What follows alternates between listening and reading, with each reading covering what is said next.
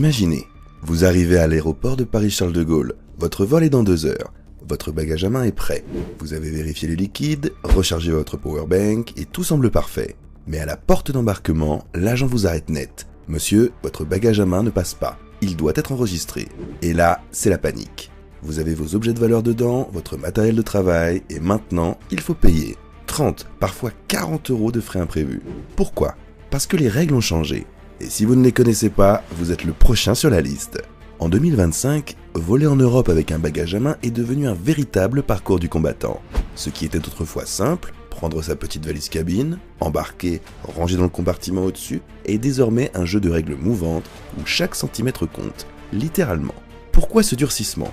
Une seule raison, rentabilité maximale. Dans un contexte post-pandémique, avec l'inflation qui touche aussi l'industrie aérienne, les compagnies à bas coût, mais pas seulement, cherchent à rentabiliser chaque espace, chaque service et chaque bagage. Prenons EasyJet. En 2025, si vous avez un billet standard, vous n'avez pas le droit à votre petite valise à roulettes. Non, ce que vous pouvez emporter gratuitement doit impérativement tenir sous le siège devant vous et mesurer maximum 45 par 36 par 20 cm. Traduction, un sac à dos de taille moyenne ou une sacoche fine. Mais surtout pas une valise cabine rigide classique. Ryanair, fidèle à sa réputation, pousse la logique encore plus loin. Leur limite gratuite est de 40 par 20 par 25 cm. C'est à peine plus grand qu'un sac à main. Et si votre sac dépasse, eh bien il ira en soute. Vous paierez, même si vous êtes déjà à la porte d'embarquement. Vous voulez garder votre valise cabine ? Alors il faut acheter l'option Priority, qui vous autorise à embarquer avec 2 bagages, un sac personnel et une petite valise. Mais attention, les contrôles sont stricts. À l'aéroport de Bruxelles-Zaventem, par exemple, il n'est pas rare de voir des passagers priés de glisser leur bagage dans un gabarit métallique.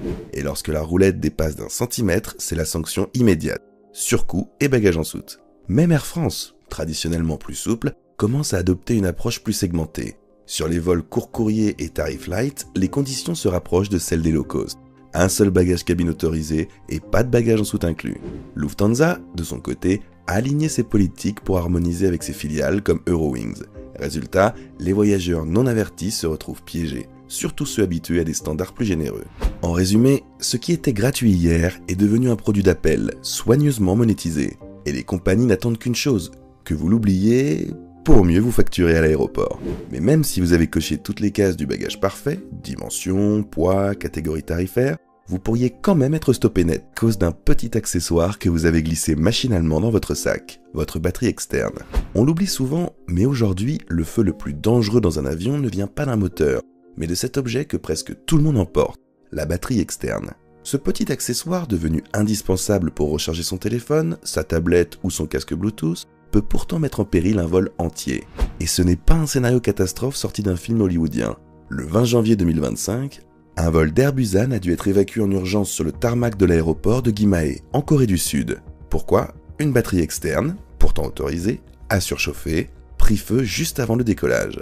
Résultat, panique, fumée, intervention des pompiers, passagers en état de choc. L'avion cloué au sol. Depuis, l'industrie aérienne mondiale a réagi. Les régulateurs et les compagnies resserrent la vis. Voici la nouvelle donne en 2025. Les batteries de plus de 160 watts, environ 32 000 ampères, sont strictement interdites, peu importe leur usage ou leur modèle. Que ce soit dans votre valise ou votre sac à dos, elles ne montent pas à bord. Pour celles entre 100 et 160 watts, soit l'équivalent de 20 000 à 32 000 mAh, c'est maximum 2, en cabine uniquement et sur approbation préalable de la compagnie. Pas de déclaration, elles peuvent être confisquées à la sécurité. Les batteries en soute, même si elles respectent les critères, interdites. Le raisonnement est simple. Si une batterie prend feu dans la cabine, les membres de l'équipage peuvent réagir. En soute, personne ne voit rien jusqu'à ce qu'il soit trop tard. Et attention à un cas de plus en plus courant, les brosses électriques ou les valises intelligentes. Ces bagages dernière génération contiennent souvent une batterie intégrée pour recharger vos appareils en déplacement. Mais si cette batterie n'est pas amovible, vous ne passerez pas. Peu importe que la valise ait coûté 300 € ou qu'elle soit flambant neuve. À l'aéroport de Genève ou de Paris-Charles de Gaulle, l'agent ne discutera pas. Si la batterie est scellée, c'est refus immédiat. Moralité, en 2025, vos accessoires high-tech doivent obéir aux règles, comme n'importe quel passager. Et si vous voulez éviter de commencer votre voyage avec une confiscation, mieux vaut vérifier la puissance de votre batterie avant même de boucler vos sacs. Même si votre batterie respecte les normes, un autre détail peut tout faire basculer au contrôle de sécurité. Un simple flacon de liquide. Pendant un court instant, les voyageurs européens ont cru à un miracle. Fini les petits flacons ridicules, les sacs en plastique qui se déchirent, les trousses de toilette à moitié vides pour respecter une règle vieille de 20 ans. En 2024, le Royaume-Uni annonçait la fin imminente de la règle des 100 ml.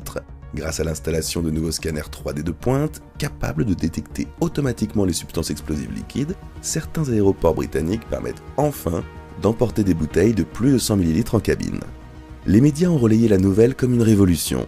Les passagers ont commencé à se relâcher et certains ont même voyagé avec des flacons de parfum entiers, des bouteilles d'après-soleil ou du shampoing taille familiale. L'avenir semblait radieux.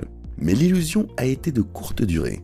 À l'été 2024, 6 aéroports britanniques, London City, Aberdeen, Newcastle, Leeds Bradford, Southend et Teesside, ont brutalement fait machine arrière. Pourquoi ? Raison de sécurité. Les fameux scanners, aussi sophistiqués soient-ils, n'ont pas passé les tests finaux de détection des menaces. Trop de failles, trop d'inconnus, trop de zones grises. Résultat, retour à la case départ. Et du côté de l'Union européenne, c'est pire. L'UE avait elle aussi investi massivement dans l'achat de ces machines dernier cri avec pour ambition de supprimer la règle des 100 ml d'ici la fin 2024. Mais face aux mêmes défaillances techniques, les autorités ont tranché. Le système n'est pas fiable. Et en aviation, quand c'est pas fiable, c'est interdit. Donc pour 2025, le constat est clair. La règle des 100 ml reste en vigueur dans tous les pays de l'Union européenne, en Suisse, en Belgique et au Canada. Et elle est strictement appliquée dans tous les grands aéroports. Paris-Charles de Gaulle, Bruxelles-Zaventem, Genève, Montréal-Trudeau. Ce que cela signifie pour vous. Chaque liquide, gel ou aérosol doit être contenu dans un flacon de 100 ml maximum. Tous les flacons doivent tenir dans un sachet plastique transparent d'1 litre refermable. Une bouteille d'eau de 500 ml, jetée. Un flacon de crème solaire de 150 ml, même entamé, jeté. Un déodorant spray de taille normale, jeté. Et ce, même si vous ne partez qu'en week-end, même si vous n'avez qu'un bagage cabine. Les agents de sécurité n'ont aucune marge de tolérance, et inutile de plaider l'ignorance ou de vous énerver, vous serez simplement redirigé vers une poubelle pleine de gel douche à moitié plein. Alors oui, cette règle semble archaïque, mais en 2025, elle est toujours là. Et ceux qui ne s'y plient pas paieront cher, en produits perdus, en temps perdu et parfois même en accès refusé. Le plus ironique dans tout ça ? La grande promesse technologique qui devait nous libérer de la règle des liquides a finalement renforcé sa légitimité. Mais si vous pensiez que seules les règles de sécurité avaient changé, détrompez-vous. Car certaines compagnies n'ont pas attendu une menace terroriste pour compliquer votre voyage. Elles ont trouvé une autre méthode bien plus subtile pour vous faire payer davantage dès la réservation. Depuis le 3 janvier 2025, si vous voyagez avec Air Canada, préparez-vous à une petite douche froide, surtout si vous êtes du genre à choisir les billets économiques de base pour faire des économies. Car ce tarif, autrefois bon compromis pour les voyageurs malins, est désormais truffé de restrictions et d'options payantes déguisées. Premier choc, la bagage cabine n'est plus inclus. Vous n'avez droit qu'à un seul objet personnel gratuit. Comprenez ? Un petit sac à main, une sacoche d'ordinateur ou un mini sac à dos. Le genre de choses qui doit tenir sous le siège devant vous, pas plus. Vous voulez emporter votre fidèle valise cabine ? Il faudra payer 35 $ supplémentaires. Et ce n'est pas une estimation. Ce montant est fixe, clairement affiché lors de la réservation, mais souvent ignoré par les voyageurs pressés qui cliquent trop vite sur continuer. Un deuxième bagage ? Vous pensiez peut-être le glisser en plus au comptoir ? Erreur. Il vous coûtera 65 $, et ce, même si vous aviez l'habitude de voler avec 2 bagages cabine sans souci jusqu'en 2024. Cette époque est révolue. Mais ce n'est pas tout. Depuis le 21 janvier 2025, un autre avantage silencieux a été supprimé, la sélection gratuite des sièges. Avant, il suffisait de se connecter en ligne 24 heures avant le vol pour choisir sa place sans frais, hublot, couloir ou même éviter le fameux siège du milieu. Désormais, les places sont attribuées aléatoirement. Vous ne voulez pas être coincé entre 2 inconnus sur un vol transcontinental ? Il faudra payer pour choisir. Même pour éviter la rangée du fond, celle qui ne s'incline pas à côté des toilettes, vous devrez sortir la carte bancaire. Le message est clair. En 2025, Air Canada transforme le confort de base en option premium. Ce qui était gratuit hier devient payant aujourd'hui. Et si vous ne faites pas attention lors de la réservation, ce sont des dizaines d'euros qui s'ajoutent à votre billet, sans même que vous vous en rendiez compte. Mais même avec un billet en règle et un bagage conforme, vous n'êtes pas à l'abri. Certains objets du quotidien, que vous emportez sans y penser, peuvent eux aussi vous bloquer net au contrôle. On connaît tous la règle de base.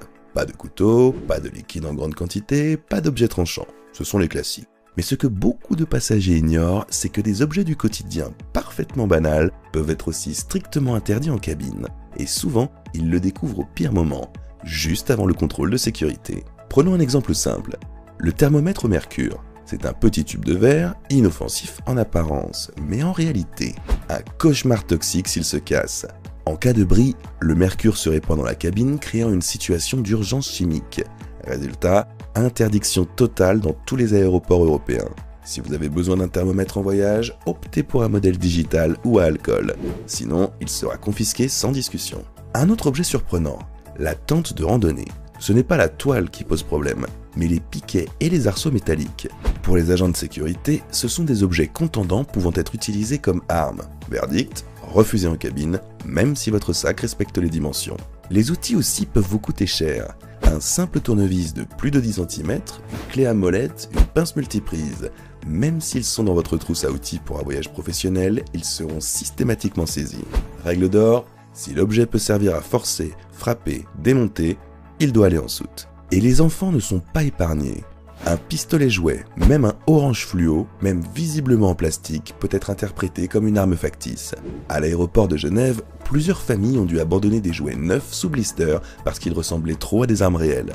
Les agents ne prennent aucun risque, le jeu n'en vaut pas la chandelle. Enfin, un dernier piège, les substances en poudre. Farine, talc, baby powder, sel de bain, au-delà de 350 ml, elles peuvent faire l'objet d'un contrôle renforcé, voire être confisquées. Pourquoi ? Parce que certaines poudres peuvent être utilisées pour masquer les explosifs ou les substances illicites. Moralité, ce n'est pas parce qu'un objet est quotidien ou anodin qu'il est automatiquement autorisé. Avant de boucler votre bagage cabine, posez-vous toujours cette question. Est-ce que cet objet pourrait, d'une manière ou d'une autre, être considéré comme dangereux ? Si la réponse est peut-être, mettez-le en soute. À première vue, ces règles peuvent sembler excessives. On pourrait croire à une forme de paranoïa institutionnelle.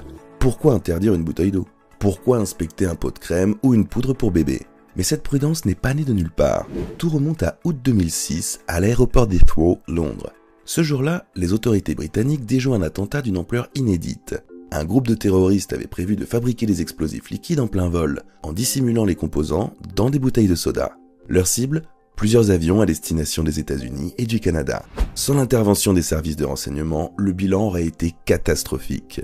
Depuis ce jour, la règle des 100 ml par flacon, regroupée dans un sachet plastique transparent, est devenue une norme mondiale. Et même si des technologies ont tenté de la remettre en question, aucune ne s'est encore montrée assez fiable pour la remplacer. En 2025, cette règle restera donc en place, non par caprice, mais parce qu'elle repose sur un risque réel, historique et toujours d'actualité. Voyager en 2025, c'est un peu comme jouer à un jeu dont les règles changent pendant la partie. Ce que vous aviez le droit de faire il y a 6 mois peut aujourd'hui vous coûter cher, en temps et en argent ou en stress. Un seul oubli peut entraîner des frais imprévus à la porte d'embarquement. La confiscation de vos effets personnels, voire, dans les cas les plus extrêmes, le refus d'accès à l'avion. Et dans ces moments-là, il n'y a ni discussion, ni recours possible. C'est la compagnie qui décide et elle aura toujours le dernier mot. Alors, que faire pour éviter ces mauvaises surprises ? 3 gestes simples mais essentiels. Consultez la politique bagages de votre compagnie au moment de la réservation. Faites-le 48 heures avant le départ car les conditions peuvent changer à tout moment. Préparez vos liquides, batteries et objets spéciaux en fonction des dernières règles. En résumé, n'attendez pas d'être au contrôle pour vous poser les bonnes questions. Dans un aéroport, l'ignorance n'excuse pas, elle se paie, et parfois très cher. Voyager léger, ce n'est plus seulement une question de confort, c'est une question de stratégie. Et si vous voulez la liste complète des objets interdits en bagage cabine, elle est en description. Ne vous faites pas piéger à la dernière minute. Bon vol et bon tri!